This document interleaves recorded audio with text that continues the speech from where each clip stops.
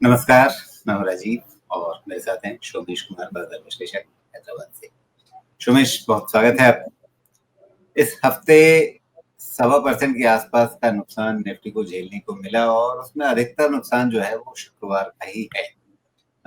उससे पहले तो मोटा-मोटी कह सकते हैं कि बाजार एक दायरे के अंदर अटका हुआ था और हम लोग जैसे चर्चा पहले भी कर रहे थे कि रिजल्ट सीजन की शुरुआत होनी है, उससे पहले बाजार कोई बड़ा बेट लेना नहीं चाह रहा था शायद।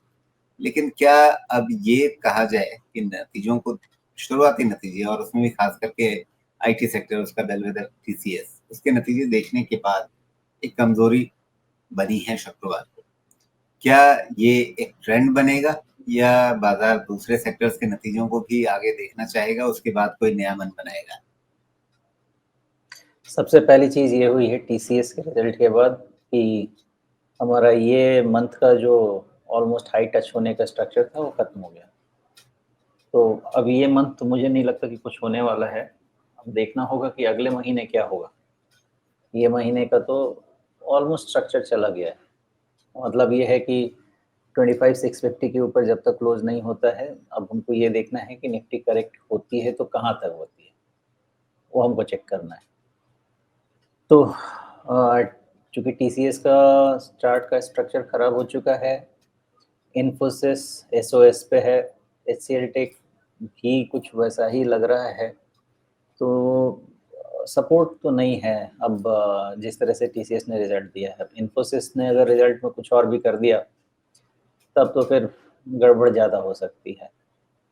तो कहना तो यही है अब कि मामला कुछ अभी ठीक नहीं है निफ्टी के चार्ट के हिसाब से। तो थोड़ा करेक्शन, कंसोलिडेशन ये चलेगा। अब देखते हैं जब नेक्स्ट मूव मिलेगा तो फिर अगला ट्राई लेते हैं। जी, तो आप कह रहे हैं कि अभी थोड़ा-सा करेक्शन वाला, कंसोलिडेशन वाला मूड ही चलेगा। यहाँ पर सेंसेक्स अब 82,500 पर है और अगर निफ्टी को देखें तो 25,200 के नीचे अब ये नज़र आ रहा है। ये सिर्फ एक छोटा कंसोलिडेशन रहेगा या नीचे की कोई ट्रेंड शुरू हो सकती है? नीचे का भी ट्रेंड शुरू तो नहीं हुआ है राजीव जी, क्योंकि हम ना ही स्ट्रक्चर कोई खराब हो रहा है, ना ही कोई पैरामीटर खराब हो रहा है। ये है कि आईटी का सपोर्ट गया। अब मेन मुद्दा ये है ना कि निफ्टी आईटी इंडेक्स का स्ट्रक्चर कितना खराब होता है, उस पे कॉल लेना पड़ेगा कि क्या पूरा ही खराब हो रहा है। और उसका कॉल मैं 37,000 के नीचे ही ले पाऊँगा, कोई रास्ता नहीं है। तब तक के लिए वेट एंड वॉच में रहना पड़ेगा। जी। तो वेट एंड वॉच में रहते हुए अब नए हफ्ते में अगर लेवल्स हम बात करें निफ्टी की, तो क्या रहेंगे? किन पे नज़र रहेगी? और ट्रम्प साहब ने आपको फ़ोन करके बताया है क्या कि फाइनली मतलब भारत के लिए चिट्ठी-विट्ठी कब बन रही है? धमकी तो दे रहे हैं कि 500% भी लगाना मेरे टेबल पे है, मैं कर सकता हूँ। जी। तो चिट्ठी भेजेंगे। रिलेशंस तो थोड़े ठीक नहीं है, आप देख ही रहे हैं। इंडिया भी steel import duty, export duty, इन सब पे क्वेश्चन मार्क तो लग ही रहा है। उन्होंने लगा दिया है, हम भी रिटेलिएट करेंगे, कर सकते हैं। तो इक्वेशंस थोड़े इंडिया से तो भी ठीक नहीं है। और देखिए जितनी मजबूरी उनकी चाइना से है, उतनी मजबूरी इंडिया से नहीं है। उनको रेयर अर्थ और जो भी मैन्युफैक्चरिंग रिलेटेड चीज़ें हैं जो चाइना से मिलनी हैं, उतनी इंडिया पे डिपेंडेंस तो नहीं है। तो ऑफ कोर्स बार्गेनिंग पावर उतनी ज़्यादा हमारे फेवर में नहीं रहेगी जितनी बार्गेनिंग पावर चाइना के फेवर में थी। तो मुझे थोड़ा तो लगता है कि अभी समय ये टसल चलने वाला है। ऊपर से तो यही रहेगा कि वी आर फ्रेंड्स, लेकिन पीछे में वो छुरा मारते रहेंगे। जी।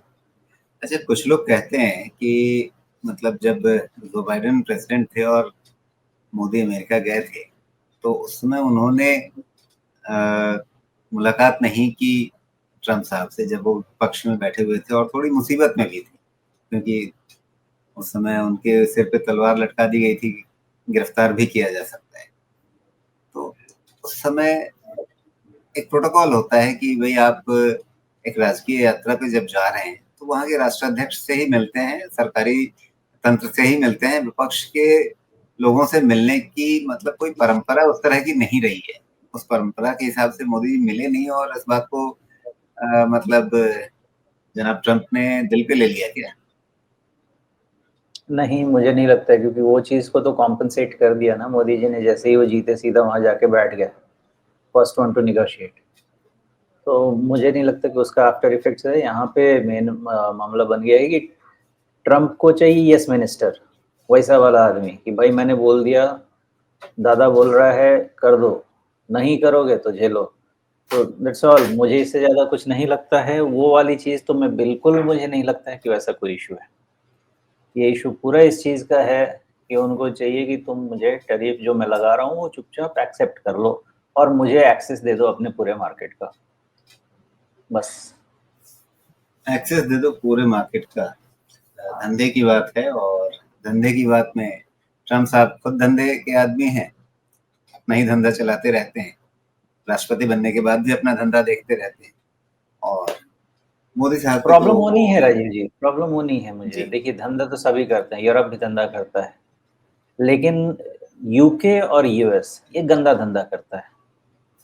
सीधा सीधा सीधा कहूँगा, ये आप पूरा इतिहास उठा के देख लीजिए, इनका धंधा बहुत गंदा है। इसलिए ये चीज़ जो हो रही है वो ठीक नहीं है। Maybe at some point in time हम भी अपने शॉट्स कॉल करेंगे, कुछ ना कुछ उनकी भी जी वीकनेस तो मिलेगी हमको। बिल्कुल। खैर तो वापस मार्केट्स के लिए आपके पास रिजल्ट सीजन की शुरुआत खराब रही है, लेकिन वो सिर्फ आईटी सेक्टर है।